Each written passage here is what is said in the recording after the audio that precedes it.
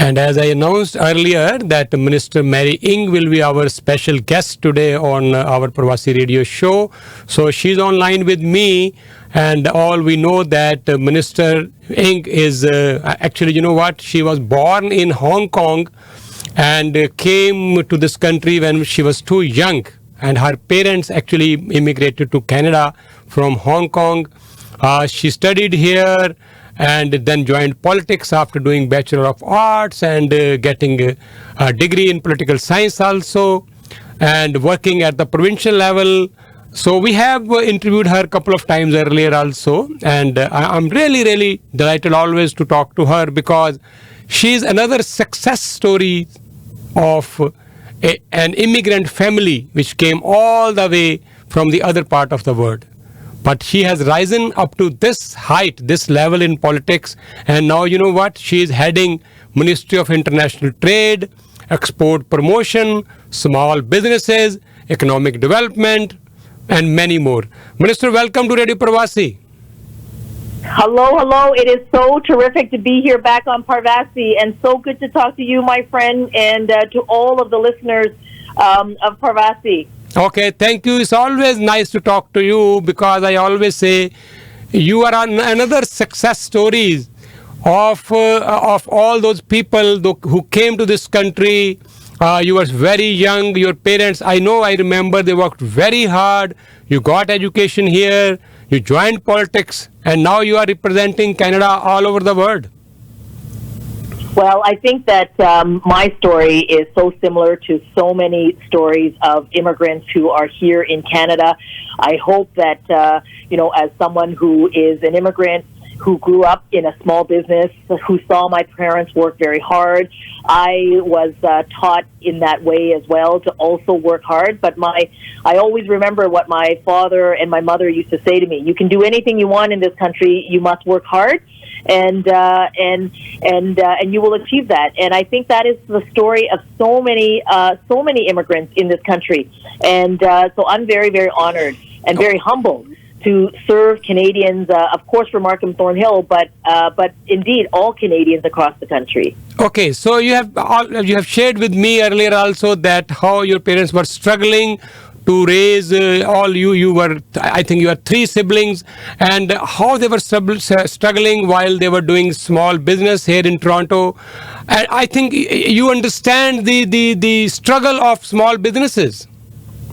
Yeah, I really do, because I worked in my parents' business growing up, and there's a menu actually in my home office, and I remember when the pandemic first hit.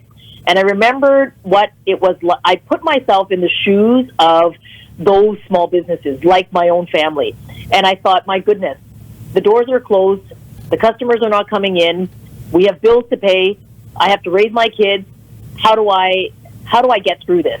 That was the way I looked at things. That's the way, honestly, how our government looks at things. And when I think about today and the issues that regular Canadians are dealing with, affordability, that's another thing that I feel very strongly about. Our government feels very strongly about. I mean, you always hear myself and my Liberal colleagues talk about how important the middle class is, those working hard to join the middle class. And today, when you talk to Canadians, when I talk to the immigrants and many people in my own community, but across Canada, those are the things that are top of their mind. So I thought it would be nice to be able to share with Canadians, look, this is something that our government thinks about all the time as well.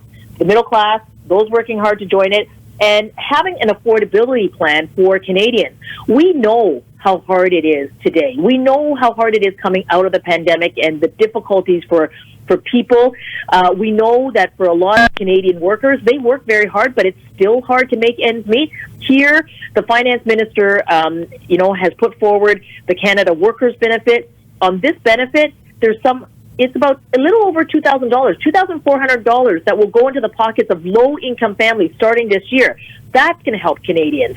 Seniors, I know that seniors also are struggling with prices and so forth. We increased the old age security by 10% for those seniors over 75. So It's about $766 for more than 3 million seniors that are going to be helped by this. People with families. I mean, I think about my own family when I was growing up, and right now those families in my own riding, but across Canada, they're struggling. And if you have kids, the cost of daycare, that is an issue. And here, with affordable daycare in and around the Toronto and Greater Toronto area, you're going to save about $6,000 a year. So that's money in your pocket. And then remember, we introduced very early in our government the Canada Child Benefit for families, for working families, for families who are struggling. That benefit is indexed to inflation. That is very important for families. So I thought it would be really good while I'm here, and you're asking me about the immigrant experience, you're asking me about what it's like growing up. Well, I think about affordability. My government thinks about this. My government thinks about regular people every day, what it means for them, and what we could always be doing. Every day we think about what can we be doing to help regular Canadians. Okay, Minister, there is no question about that. Prime Minister Trudeau, his government did a lot of things for small businesses during the pandemic, which was the worst time, I believe, in our lifetime. Seva was introduced, rent subsidy, wage subsidy, many other benefits for the workers also. But now, post-pandemic, the way inflation is rising high every other day, it's a really struggling time for all these small businesses once again. So any proposal, anything you want to share with us, how these small businesses are going to cope with this situation now? Well, I mean, we have been very focused, as you know, on helping businesses get through the pandemic and onto the road to recovery. And I think the most telling thing of how our programs and what we did is successful is that we recovered all the jobs that were lost in the pandemic. We recovered them by 117%. And unemployment is at 5% right now. I know that when businesses are talking to me, they are growing and business has come back. In fact, it's come roaring back, and that they are struggling to make sure that they get enough workers, and so we're working with businesses. And Canadians, as you said, are worried about, day to day. This is why I wanted to lay out that affordability plan, because our government had always worked on this. I mean, this is not something that we just decided right away in response to what is an issue that's a global issue. It is it's what's been on our budget already this year. It's been in last year's budget. So the Canada Workers Benefit, for example, dental care support, for example, helping a million Canadian renters, with the struggling cost of housing. All of these things are a part of our plan, which is why I said at the beginning, our government has always been focused on the middle class and those people working very hard to join that middle class. And that is what we've been doing, and we don't stop worrying about that. We think about that all the time. And I think about that as the international trade minister, because the reason I have both international trade and small business is because the Prime Minister really believes that we should be helping Canadian businesses grow, but not only in Canada, because Canada has 37 million people. So we're a big country, but but our population is 37 million. So helping Canadian businesses grow and access those markets. I mean, just a few months ago, I was in India. We did the 5th ministerial dialogue with my colleague Piyush Goyal, who's the India Minister for Commerce. We relaunched negotiations, so we're at the negotiating table now to get an early progress trade agreement that he and I said, let's do an early progress so that we can build from that. Let's make it commercially relevant so that it's good for our exporters, good for our businesses. So we're doing that.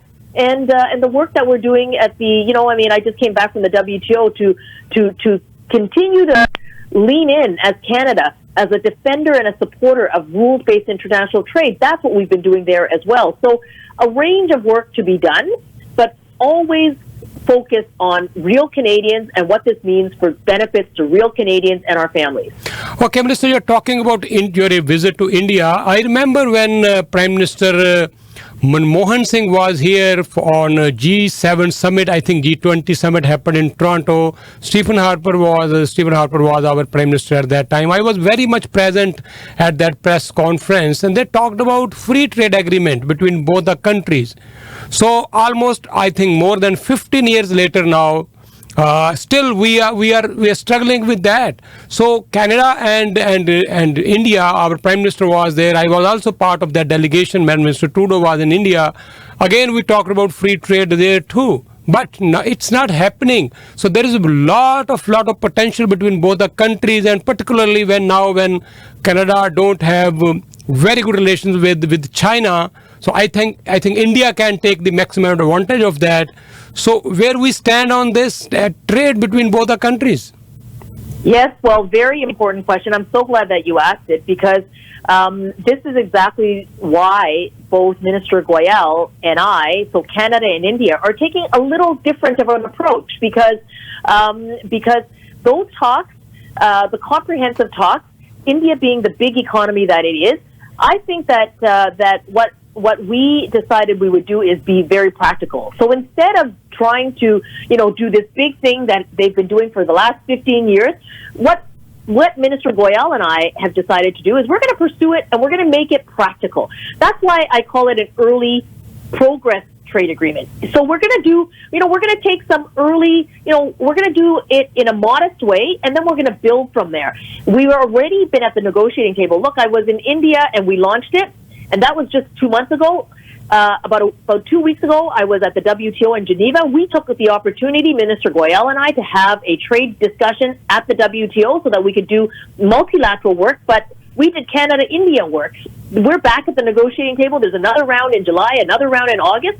So I am very committed to working with our, democratic partner in India to pursue this early progress trade agreement. And I'm very hopeful that the hard work that both sides are committed to doing this is going to bear, fruit. It's going to bear us an early progress trade agreement. And, Prime Minister Modi and Prime Minister Trudeau also spoke on the margins of G7 just a couple of days ago. Yeah. And I, of course, speak to Minister Goyal, because we are very much working together. And, of course, I speak to a lot of Indian businesses here in Canada. I have had countless roundtables and conversations and dialogues to make sure that what I am doing at the negotiating table actually is going to be workable and beneficial to them. Okay, and organizations like Canada India Foundation, there are a couple of other organizations which they are also working hard to increase this bilateral trade between both the countries. Okay, my next important question is that though it's not directly related to your ministry, I was interviewing Minister St. Fraser, our Minister of Immigration. We have 1.8 million applications pending at this time for processing. On the other hand side, we have shortage of more than 500,000 workers in this country. So all the small business people, they are struggling for the workers, for the workforce. So I was asking Minister, why is it taking so much time for all those people who want to come here and join the workforce? Well, that's a really important question, and I want to assure, I know that you've had Minister Fraser on the program, and I know Minister Fraser spoke about this, and for me, of course, that's also important, because businesses want to grow. And businesses, when they grow, they need people. And the positive side to the story here in Canada is that we have recovered all the jobs that we've lost since the pandemic, and our unemployment is low. But that also means that businesses want to grow, and they need people. So know that I want your listeners to know that I'm working very closely with Minister Fraser on this front, but that we're working all across the government. I mean, to make sure that those opportunities, are being looked at, and that we're helping employers fill find those workers, and that we're doing a whole range of work. So for your listeners, I just want you to know that I'm working very much with my colleagues on this. Okay. My last question, Chrystia Freeland, our Minister of Finance, announced recently a package that how we can control this inflation, which is not, hitting all the Canadians and particularly small businesses. So any relief we can expect from the government in coming days for small businesses? Well, for small businesses, as I said earlier, the businesses that I talk to all around the country are really experiencing good recovery and growth, and we're going to keep working on, we're going to keep working with them. I launched a $4 billion program to help Canadian businesses go digital. So we are very much working on that and helping our businesses do that. In this last budget, we cut taxes for small businesses, especially those businesses that are growing, because they tell me that, look, we want to grow and we want to keep growing, and we want to make sure that the tax rate is not just a sharp cliff that you go from 9% to 15%. So now we're kind of making it, much more smooth so that we are encouraging you to keep growing. That's really good, because when a business grows, you hire people. But as I said earlier, Minister Freeland talked about Canada's affordability plan. It's $8.9 billion. These are supports that are going to help Canadians so that they can deal with the affordability issues that I know families and people are dealing with that. So helping Canadian workers, helping Canadian seniors, helping Canadians with dental care, helping families with daycare, helping families with, the CCB and indexing that to inflation. All of that are going to help our Canadian families and Canadians, across the country. Okay, you are Minister of International Trade, you are Minister of Export Promotion, you are Minister of Small Businesses, you are Minister of Economic Development. How you are managing all these departments now? Well, I have a wonderful team, and I have a wonderful department that supports the work that I do. And finally, I have wonderful constituents in Markham Thornhill who I get to see at every opportunity I get when I'm back into my riding. So the answer is I am supported well, and that value of hard work, as I said early on, I learned that from a very young age. And I think that is the immigrant experience, and I carry that with me in the job that I do. Okay, Minister, thank you so much for talking to us. As I said, that you are a success story for all our young generations, people who are coming to this country, particularly our young generation, that if they work hard, they can aspire to any position in this country. There is no such discrimination, and everybody has equal opportunities, and no gender bias, it's gender equality in this country also, and we are glad that all of us, all the immigrants, we chose this country as our new home. And anything you want to say at the end, Minister? Well, I think you've ended it off quite well, because I would agree with everything you said. It really is the opportunity, the aspiration that we each have. And I have a lot of hope for the young people in our country and the young immigrants like myself. And they are going to be what's going to make this, it's what's made this country so wonderful. And I have no doubt it's going to be what it will continue to keep our country wonderful. Okay, and my last suggestion to you and your government is that we struggled a lot during this pandemic, but now the post-pandemic time is also equally crucial, critical for all of us. And particularly this inflation is really hitting hard the common man in this country. So please do so whatever you can do, your government can do to make life of people better. Absolutely. I can absolutely assure you that our government, my government, thinks about this every single day. We think about the regular Canadian, and every day on our minds is, what can we do today and every day to make life better for Canadians? Okay, and I can assure you, from the Prime Minister to all the cabinet ministers to all of the MPs on the Liberal team, that is, we think about that. We never stop thinking about that. Okay, Minister, thank you so much. We will wait for you in studio sometime soon. I will, and I will see you in person very soon, my friend. Thank you so much. Okay, bye-bye. Bye-bye. ਇਹ ਸਨ minister Mary ਇੰਗ ਇੱਥੋਂ ਇਹ Markham ਥੋਰਨ ਤੋਂ ਸਾਡੇ ਜਿਹੜੇ MP ਨੇ, ਔਰ ਦੇਖੋ ਇਹਨਾਂ ਦੀ ਸਟੋਰੀ ਕਿ 3 ਭੈਣ ਭਰਾ ਔਰ ਬੜੀ ਛੋਟੀ ਉਮਰ ਦੇ ਵਿੱਚ ਇੱਥੇ ਆਏ। ਮਾਂ ਪਿਓ ਨੇ ਇੱਕ ਛੋਟਾ ਜਿਹਾ ਰੈਸਟੋਰੈਂਟ ਚਲਾਇਆ ਟੋਰਾਂਟੋ ਦੇ ਵਿੱਚ ਔਰ ਸਟਰਗਲ ਕੀਤਾ।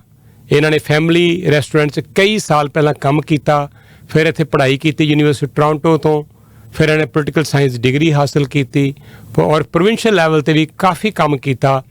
ਫਿਰ ਜਾ ਕੇ ਇਹ ਫੈਡਰਲ ਲੈਵਲ 'ਤੇ ਉੱਤੇ ਗਏ ਤਾਂ ਪੂਰੀ ਮਿਹਨਤ ਕੀਤੀ ਆਪਣੀ ਕਮਿਊਨਿਟੀ ਦੇ ਵਿੱਚ। ਲੋਕ ਓਵਰਨਾਈਟ ਪੋਲੀਟਿਕਸ 'ਚ ਆ ਕੇ MP ਬਣਨਾ ਚਾਹੁੰਦੇ ਹੈ, MPP ਬਣਨਾ ਚਾਹੁੰਦੇ ਹੈ, ਮਿਨਿਸਟਰ ਬਣਨਾ ਚਾਹੁੰਦੇ ਹੈ, ਪਰ ਮਿਹਨਤ ਨਹੀਂ ਕਰਨਾ ਚਾਹੁੰਦੇ, ਕਮਿਊਨਿਟੀ ਲਈ ਕੰਮ ਨਹੀਂ ਕਰਨਾ ਚਾਹੁੰਦੇ ਕਦੀ ਵੀ ਕੋਈ।